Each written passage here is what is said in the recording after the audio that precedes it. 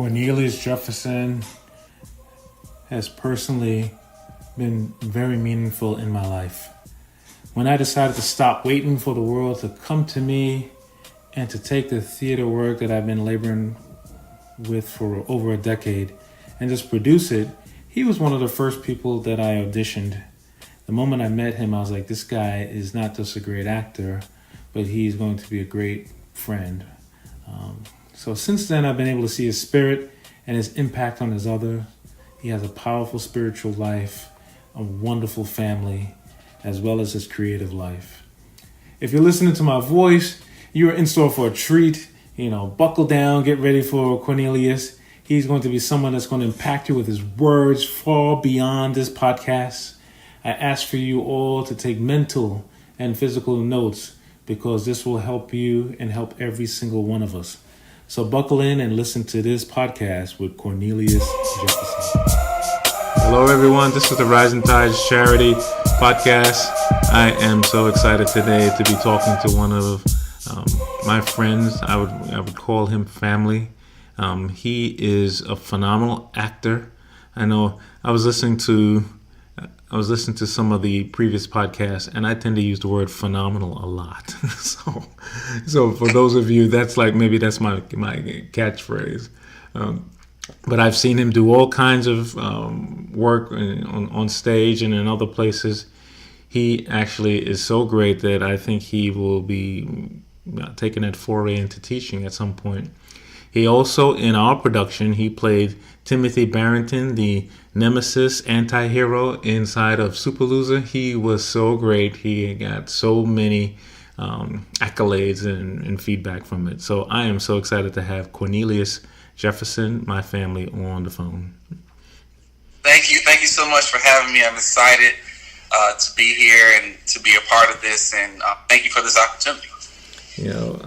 Cornelius, real quick, I'm going to ask you to start off a little bit differently than how we used to do the podcast in 2018. In 2018, we'd kind of talk about what was going on with someone, like what were they involved in, that kind of thing. And we will, but I wanted to start it a little bit differently today. And I really wanted to talk about your creative process a little bit.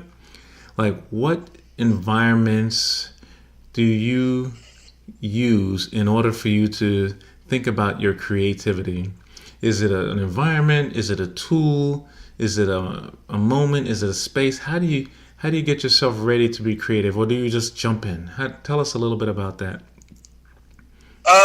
It's like a combination of kind of everything that you said.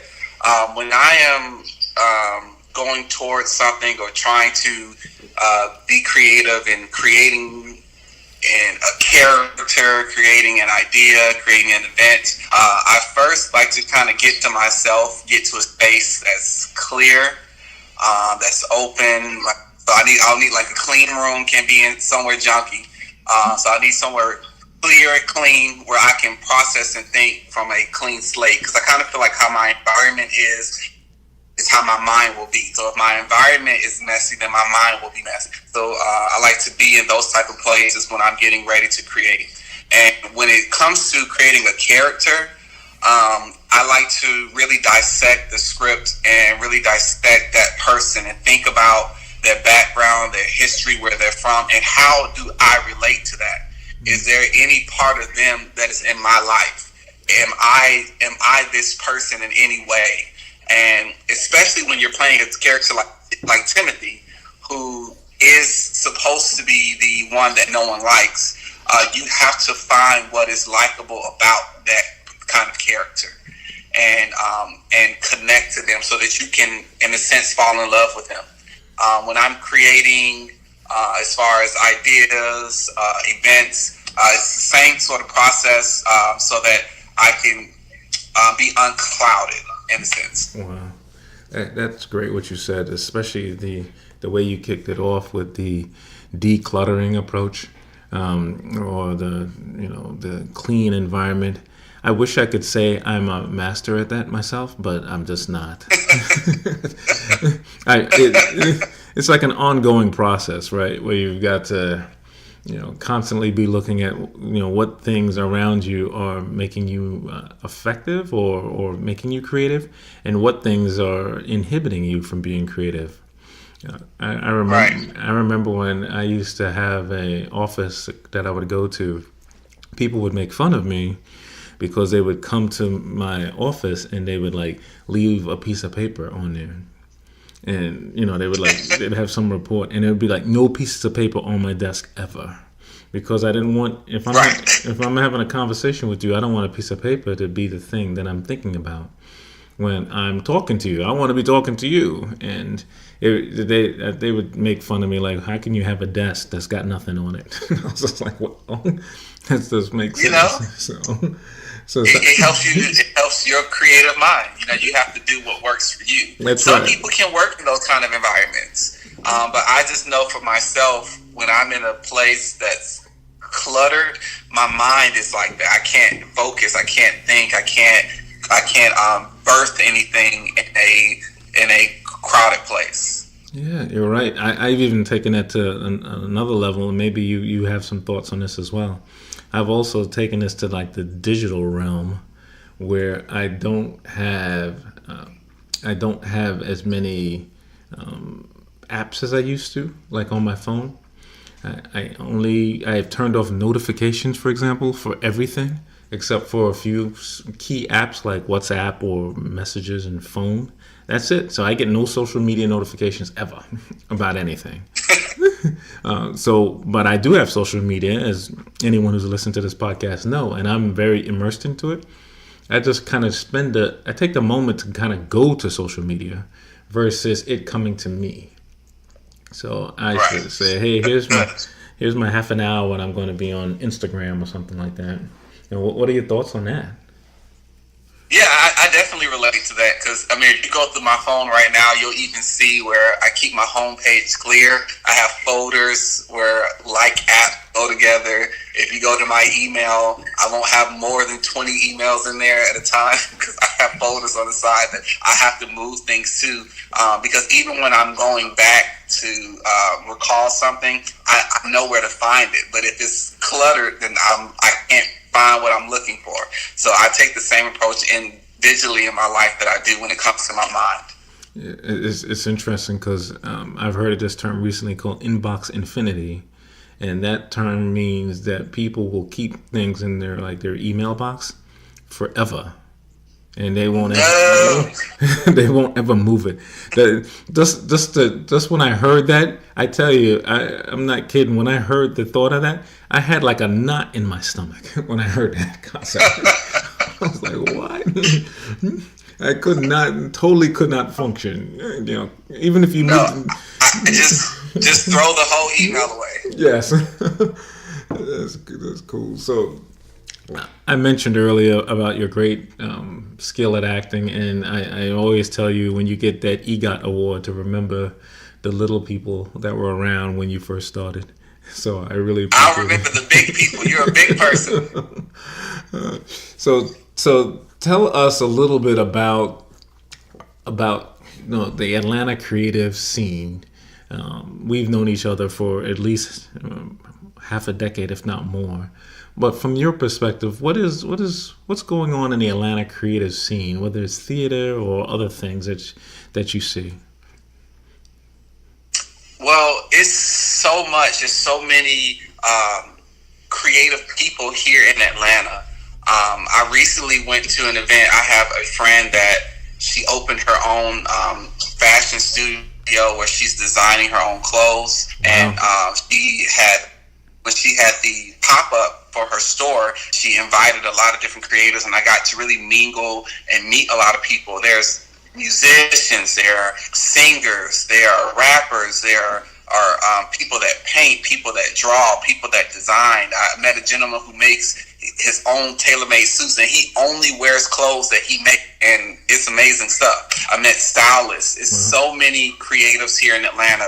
This is like the hub for people that have those sort of minds and ideas to want to build and start something on their own. A place where entrepreneurs can live and thrive. And I think it's so important to be in a place like Atlanta because it keeps you inspired. Because when you are an artist, when you are creative, when you're an entrepreneur, it can be difficult at times. You go through rough patches, but when you are surrounded by the like-minded people that can keep you inspired, you'll continue to go. You'll continue to press even in the hard times.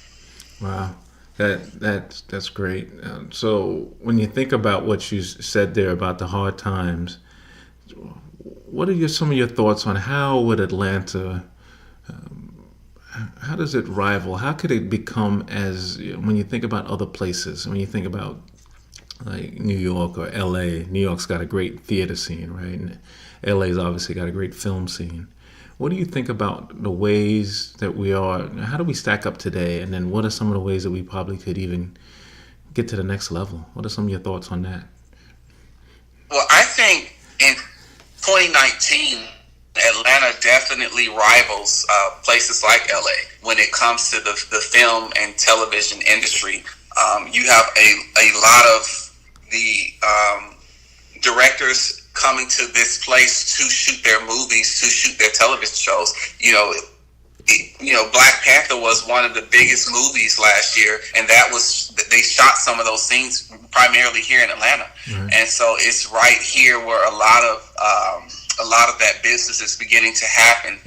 So this is definitely a new place, and I think that's why it's so rare now that you meet anyone that is actually from Atlanta, because we are becoming like places like New York, like places like LA. And I think that if we just continue to inspire other creatives, we'll get to the next level to be like in LA. Yeah. And if we continue to grow and inspire more people to join the movement of being creative and being an entrepreneur and starting your own. Yeah, I think you hit on something there. I've always loved being around a diverse group of people and people who think differently. I'm under the opinion that the more diverse thought that you're around, the stronger you are. And maybe this is an evolutionary concept, I'm not sure. But the more people that you're around that has, we can all be creative, but we're still different people. We're still different human beings who got our own ways of thinking and loving and being creative. And I think the more diverse, sometimes I feel a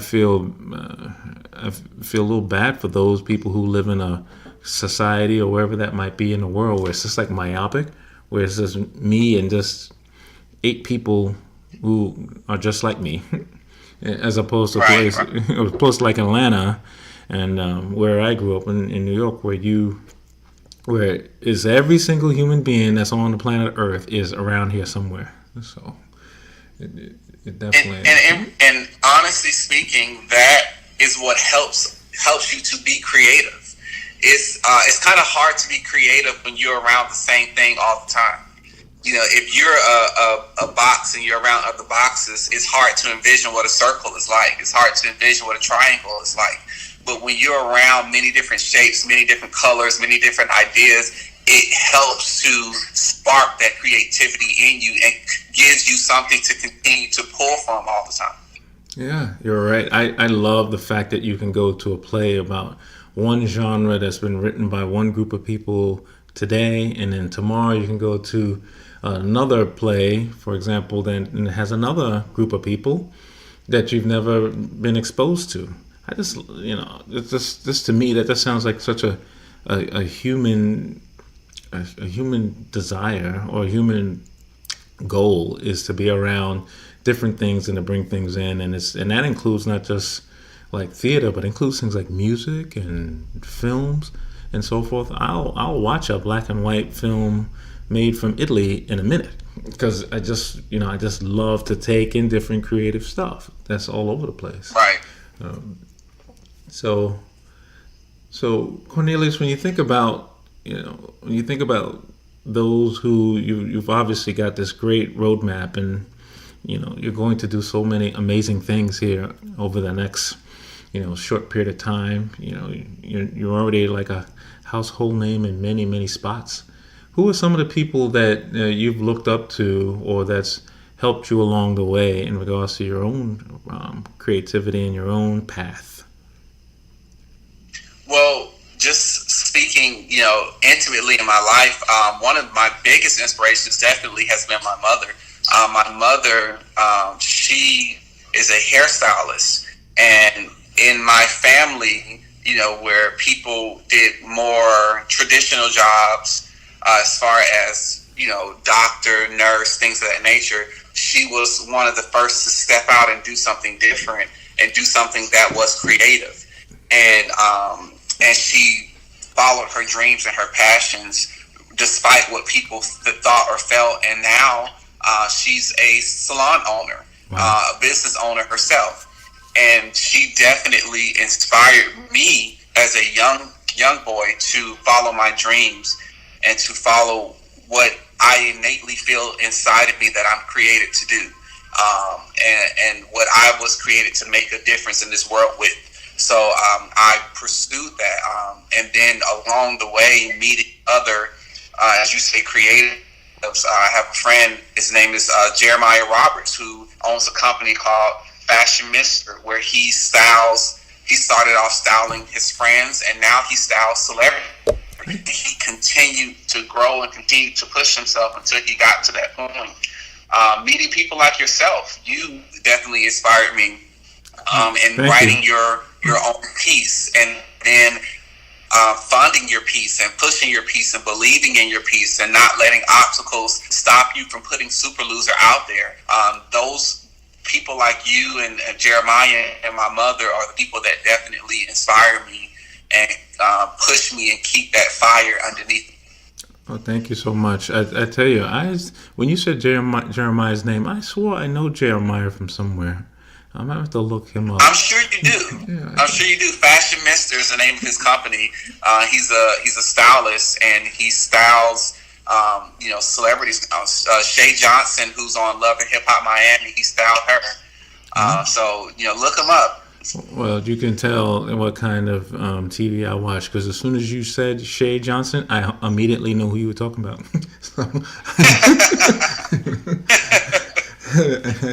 I watch all of those kind of shows. It was funny the other day. It was I think it was the Golden Globes or something that was on, and all of the shows that came on when they were doing the movie part. I've watched all of the movies most of the movies that are going to be nominated for something. But the TV shows that they were talking about, I didn't know what was going on, and I was like, "Wow, they need an award show just for the Ratchet shows. They need some of them." And the Ratchet Award goes to. That's right. That creates some drama around there. Speaking of your mom, you just gave me an idea.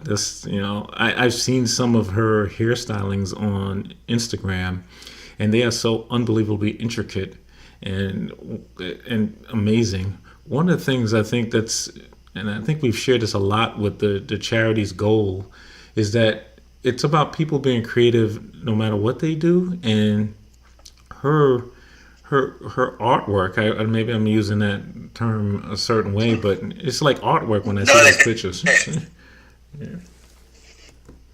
Yeah.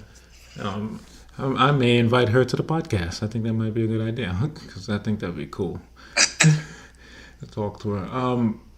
So, Cornelius, it's been awesome to have you here so far. So, one of the things that we always do, but before we do that, tell us a little bit about some of the things that you're working on and some of the things that you're involved in right now.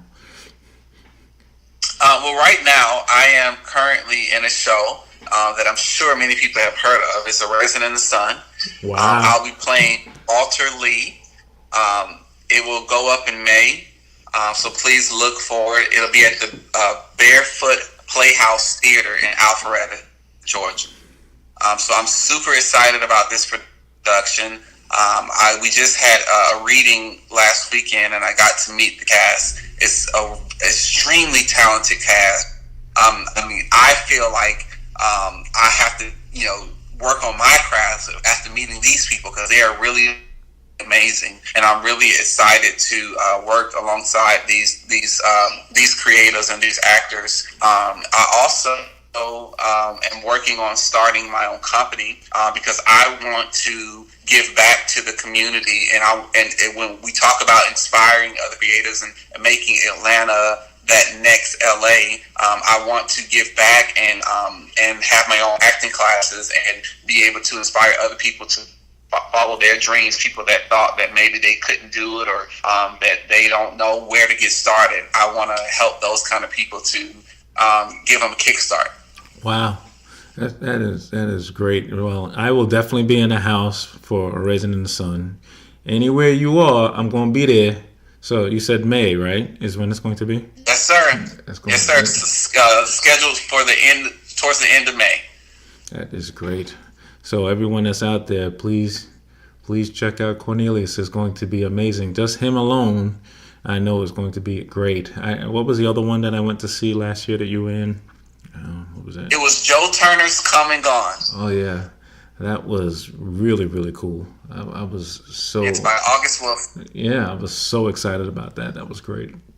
So when you think about, as we wrap up here, when you think about someone out there and they say, well, I used to write this in the past, or that I used to be an actor, or I used to do this creative pursuit, but then I decided to not do it for whatever reason.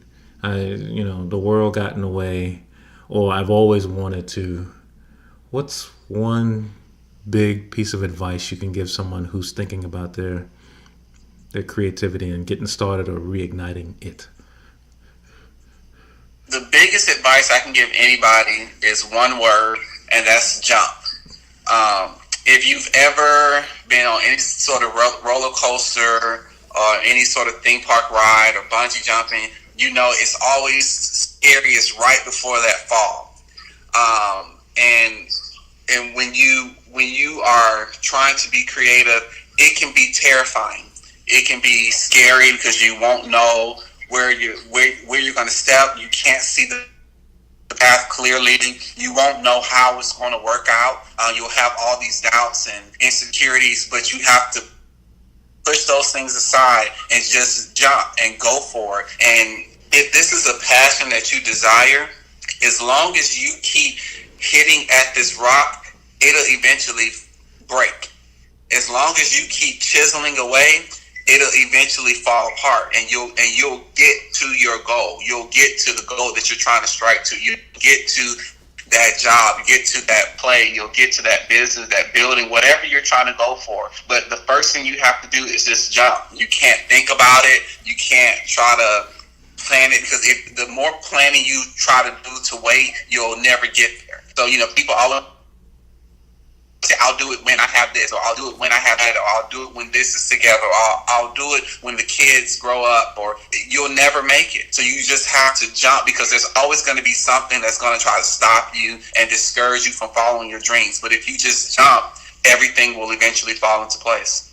Wow. Everyone that's out there, whatever you're doing and whatever you're ready to go, just jump. Just get up and jump. I love that. That sounds like a webinar.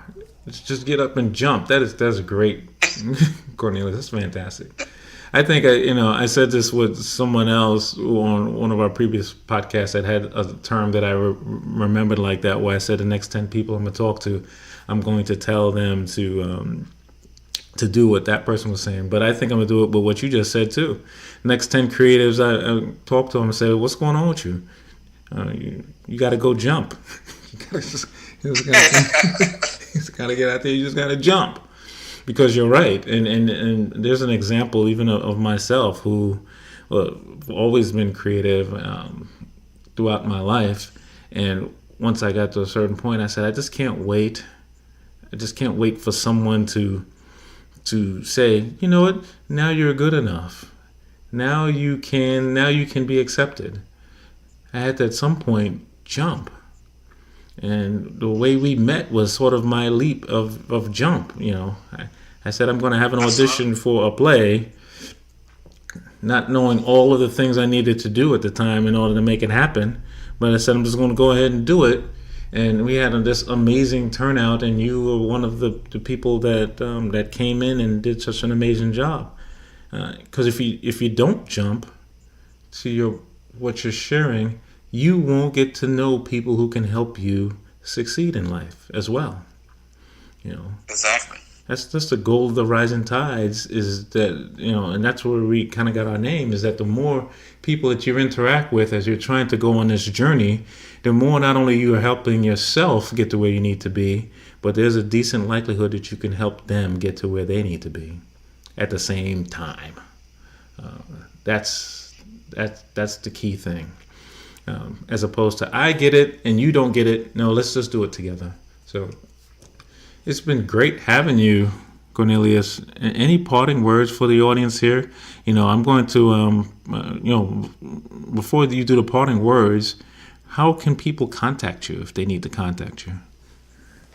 Absolutely. You can contact me. I have my own website, CorneliusJefferson.com, and I'm going to spell that because I know people have an issue when it comes to that Cornelius. It can be difficult. Letters CorneliusJefferson. CorneliusJefferson.com. You can find me on Facebook at Cornelius Jefferson. You can also find me on Instagram and Twitter at @the_Cornelius_J. Wow. Good luck on all of that. And I am in your corner. So any way you need help with your endeavors, the teaching and anything else, let me know. You are always cast in a play. You're just whatever play that I have in the future, you're automatically cast. That's it. Thank you. Any parting words for our audience that we have out here that's listening to you? Yes, I want to thank anybody that has listened this long and listened to me talk. I really appreciate it. It makes me feel good to know that you think that what I have to say is important. But continue to be creative, whatever it is in whatever area that you work on. Continue to strive. Don't give up. Even in the hard times, press, because hard times only last but for a season. And eventually your time will come.